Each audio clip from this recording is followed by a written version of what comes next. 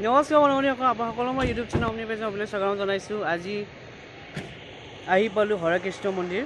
আজি ৰাস পূৰ্ণিমা, চ' সেইকাৰণে আমি কৃষ্ণ মন্দিৰলৈ আহিলোঁ। আৰু এই হৰে কৃষ্ণ মন্দিৰ আমিনগাঁৱত অৱস্থিত।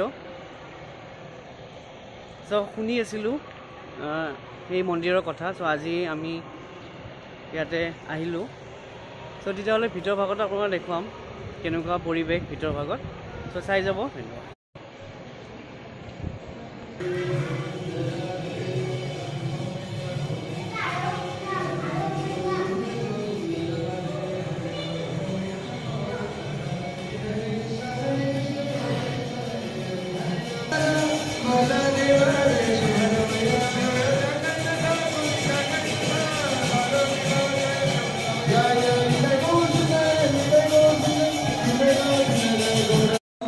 মন্দিৰত প্ৰসাদ দিবৰ বাবে এনে ধৰণৰ বিপণী আপোনালোকে দেখা পাব। আৰু ইয়াতে দুই ধৰণৰ প্ৰসাদৰ বাবে সামগ্ৰী পাব।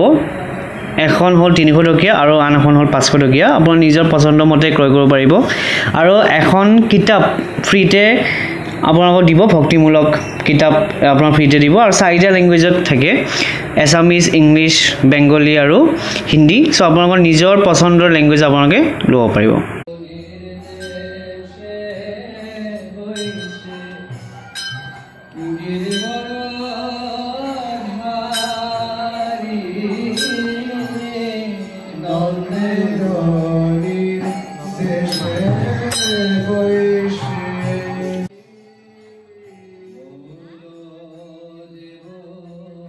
এয়া হ'ল মন্দিৰৰ ভিতৰ ভাগ।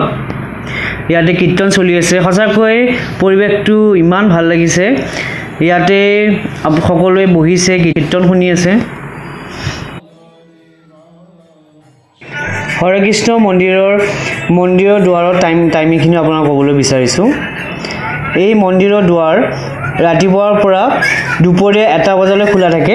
1 বজাত তেওঁলোকে মন্দিৰৰ দুৱাৰ বন্ধ কৰে আৰু গধূলি 4টাৰ পৰা আকৌ মন্দিৰৰ দুৱাৰ খোলা হয়। চ' 1টাৰ পৰা 4টা এই 3 ঘণ্টা কিন্তু মন্দিৰৰ দুৱাৰ বন্ধ থাকে। 1 বজাত মন্দিৰৰ দুৱাৰ দুপৰীয়া বন্ধ কৰি দিয়ে। চ' আপোনালোকে কিন্তু টাইমিং মতে আহিব লাগিব। ৰাতিপুৱাৰ পৰা খোলা থাকে আৰু 1 বজাত বন্ধ কৰে দুপৰীয়া। আৰু 1টাৰ পিছত ইয়াতে আহাৰৰ ব্যৱস্থা আছে, আপোনালোকে আহাৰ গ্ৰহণ কৰিব পাৰিব। আৰু গধূলি 4টাৰ পৰাহে আকৌ পুনৰ মন্দিৰৰ দুৱাৰ খোলা হয়।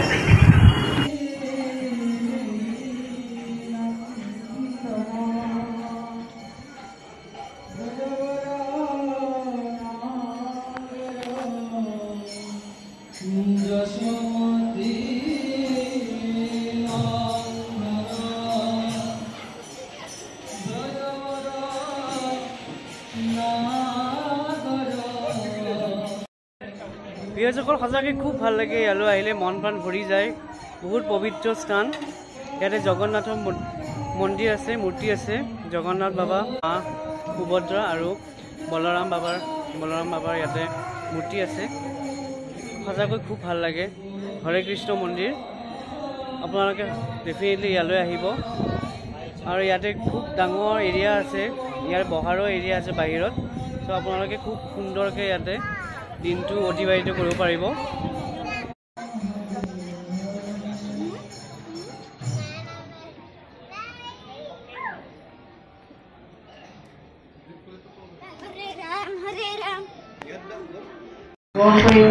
পূজা শেষ হোৱাৰ পিছত দুপৰীয়াৰ আহাৰ এই ভক্তসকলে ইয়াতে গ্ৰহণ কৰিব পাৰিব। ইয়াতে ধুনীয়া ব্যৱস্থা কৰা আছে, চেয়াৰ টেবুল দিয়া আছে। চ' সকলো ভক্তগণে ইয়াতে আহাৰ গ্ৰহণ কৰিব পাৰিব। ভক্তসকলে যি ভগৱানৰ ওচৰত প্ৰসাদ হিচাপে আগবঢ়ায়, সেই প্ৰসাদৰ পৰাই তেওঁলোকে পায়স বনায়। আৰু সেই পায়সৰ সোৱাদ সঁচাকৈ অমৃত যেন লাগিল। আৰু ভিডিঅ'টো ইমানতে আছিলে।